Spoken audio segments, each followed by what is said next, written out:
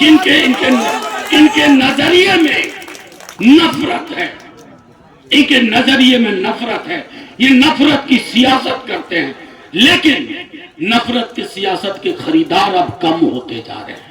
की कोशिश थी कि ये हिंदू मुसलमान हो जाएगा, तारीफ की जाए इस मुल्क की मिट्टी की, इसने इसे हिंदू मुसलमान नहीं होने दिया। सहरसा का हूं तो पास का हूं, तो कहते हैं कि जिस खानदान का बेटा आवारा निकल जाए वो पुरखों की जमीन बेचता है,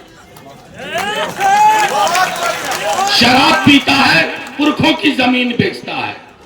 इनके पास करने को कुछ नहीं है, तो जो हमारे पुरखों की जायदाद है तुम उसको बेचने का पेच लेके आ रहे थे, और इसको लोगों ने समझ लिया। मुसलमानों को हिंदुओं की आदत है, सिखों ईसाइयों को मुसलमानों और हिंदुओं की आदत है। मैं कल कहीं गया था और मैंने कहा कि कोई दिन ऐसा हो आप सुबह निकले एक हिंदू ना दिखे और कोई हिंदू घर से बाहर निकले और एक मुसलमान ना दिखे, आपका दिल बैठ जाएगा, आपको परेशानी होने लगेगी। साहब ये मुल्क बीजेपी संघ वालों ने नहीं बनाया है, इसको आपने बनाया है। इसको आप अपने हिंदू भाई, सिख भाई, क्रिश्चियन भाई के साथ मिलकर बनाया। अरे जिनका तो बनाने में कोई योगदान नहीं, बन गए मुल्क में हिसाब लेने आ रहे हो। और एक बात बहुत आसान लफ्जों में कहूं, हिंदुस्तान एक करार का भी नाम है, कॉन्ट्रैक्ट। वो करार हिंदुस्तानों के मुसलमानों ने खास तौर पर गांधी, नेहरू और मौलाना आजाद के साथ किया था। उस करार को मत तोड़ो। वो करार क्या है? वो करार है हमारी साझी पहचान। तुम इतने सालों बाद, 78 सालों बाद तकसीम जब हुआ, इस देश के मुसलमानों ने इस मिट्टी को नहीं छोड़ा।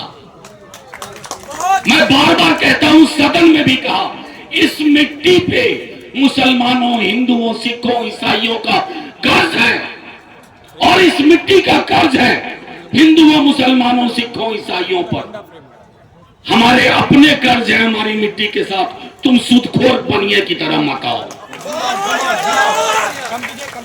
हम नहीं जानते हैं क्या कि लिमिटेशन एक्ट के माध्यम से आप अपने एक अजीज दोस्त का फायदा पहुंचाने जा रहे हो। यतीम खाने पे बने एक घर को, यतीम खाने की जमीन पे बने एक घर को अपने दोस्त को कानूनी पेच से बचाना चाहते हो।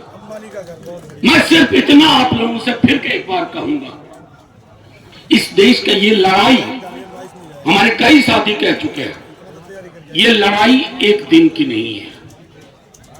ये हो सकता है हमारी ताकत देख करके, हमारा जोश देख करके ये कानून विड्रॉ कर लें, लेकिन अपना नजरिया विड्रॉ नहीं कर पाएंगे। इनके नजरिए में नफरत है, इनके नजरिए में नफरत है। ये नफरत की सियासत करते हैं, लेकिन नफरत की सियासत के खरीदार अब कम होते जा रहे हैं। 35% आपको वोट मिलता है, 65% नहीं मिलता है, और वो 65, वो जो 35 है उसका एक बड़ा हिस्सा आने को तैयार है। क्या हम नहीं जानते हैं? आपके पास बेरोजगारी पर कोई जवाब नहीं था, भूखमरी पे कोई जवाब नहीं है, आपके पास आय की असमानता का कोई जवाब नहीं है। अमीर इतना अमीर क्यों होता जा रहा है और गरीब दिन ब दिन गरीब क्यों होता जा रहा है, इसका जवाब नहीं है। तो जवाब कहां ढूंढा जाए? एक ऐसा कानून लाओ जिसमें उलझा दो।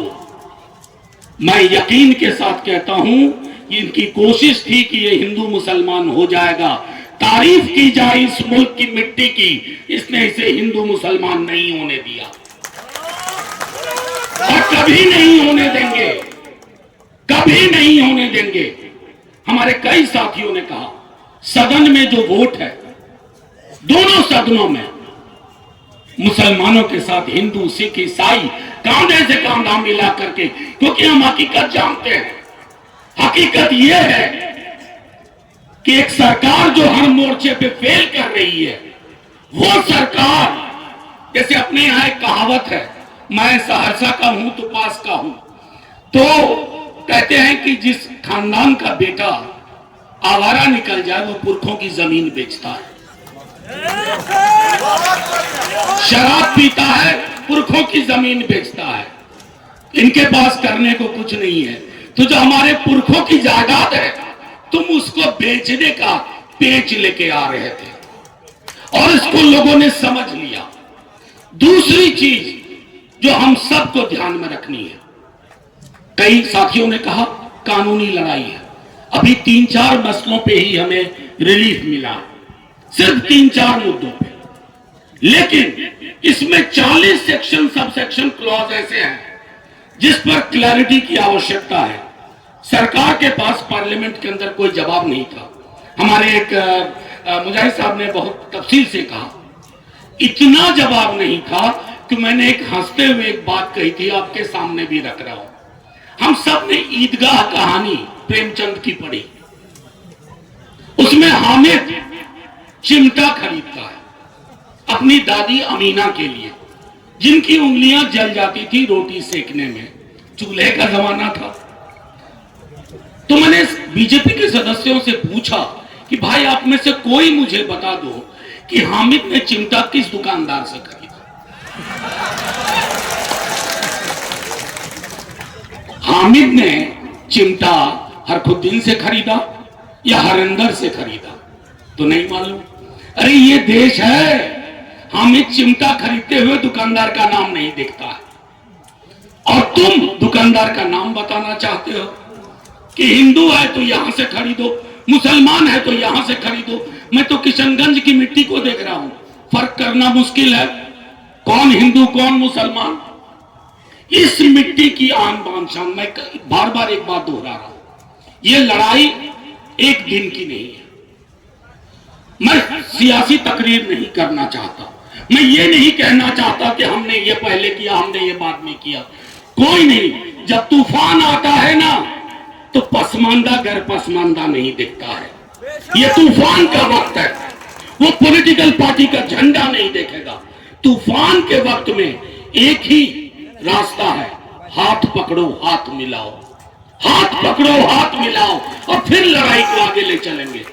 मैं एक बात जरूर कहूंगा, आप सबको पता भी होगा, फिर भी दोहरा देता हूं एक आखिरी चीज, ज्यादा वक्त ना लेते हुए कहूंगा कि जिस दिन ये बिल लोकसभा में था उसी रात लालू जी हॉस्पिटल में एडमिट हुए। मैं आपको बता नहीं सकता, जो व्यक्ति बहुत कमजोर थे उस वक्त, हर मिनट ये देख रहे थे कि कौन बोल रहा है, सरकार क्या कह रही है, और वही हाल नेता प्रतिपक्ष तेजस्वी जी का था। हम हार गए, उतना वोट, हमारी 85 की स्ट्रेंथ थी राज्यसभा में, हमें 98 वोट आए, 98 जो राज्यसभा के हिसाब से बहुत बड़ा नंबर है। वो नंबर हिंदुस्तानियों को बचाने का नंबर है, वो हिंदुस्तानियत को बचाने का नंबर है। उस नंबर में हाथ मिले हुए हैं सबके, उसको तुम बीच में तोड़ने की कोशिश मत करो। हम हारे, फौरन कोर्ट में पहुंचे, और कोर्ट के खिलाफ तुम आंदोलन चला रहे हो, यानी तुम क्या चाहते हो, जो तुम चाहो वो हो, ये कतई नहीं होगा। मैंने कहा था कि एक करार था इस देश के मुसलमानों का, गांधी नेहरू आजाद के वोट से, और हमें एक दूसरे को देखने की आदत, वो आदतें जो कोई बदलवाने की कोशिश करेगा, क्योंकि तख्त को ताबूत होते हुए देर नहीं लगती। यह ध्यान रहे, जिसके जेहन में तख्त और तख्त का अहंकार घमंड घुस गया, वो तख्त से ताबूत में कब तब्दील हो जाए पता नहीं चलता। ये हम कहना चाहते हैं। साहब आपने ताकत नहीं देखी है। कई दोस्तों ने कहा सीए एनआरसी लाए, हमने विरोध किया, तुमने उसको अभी ठंडे बस्ते में रखा हुआ है। असल में आपने ये सोचा था कि मुसलमानों को टारगेट करो तो बाकी की 80-85% आबादी परमानेंट जेब में आ जाएगी। भाई झगड़े हमारे देश में पहले भी हुआ करते थे, मैं इससे नहीं कहूंगा, झगड़े होते थे, लेकिन सुलह हमारा डिफॉल्ट टेम्पलेट था। बैठ के बात करके सुलह करने की हमारी आदत थी। हमारी आदतें बदलने की कोशिश मत करो। हम साथ बैठेंगे, सुलह में रहेंगे, अमन में रहेंगे, जस्टिस के लिए लड़ेंगे। मैंने कहा शुरुआत में, इंसाफ और जुल्म की लड़ाई है, इसमें कोई एक झंडा नहीं है। मुझे बेहद खुशी है कि वक्फ प्रोटेक्शन एक्ट मूवमेंट के तहत ये पूरा का पूरा हम में से अलग अलग पॉलिटिकल पार्टी से लोग आए हैं। मुजाहिद साहब ने अपनी जिंदगी के 15 बरस जिस पॉलिटिकल पार्टी को दिए, कल ठोकर मार दी, इधर आ गए। ये हमारे जितने विधायक हैं वो सिर्फ इसलिए नहीं आहत हैं कि ये मुसलमानों का नुकसान करेगा, ये हिंदुस्तानियत का नुकसान करेगा, हमारी पहचान का नुकसान करेगा। तुम हमारी जमीन जायदाद को औने पौने दाम में छीन करके हमें हाशिए पे धकेलना चाहते हो, ये नहीं होगा।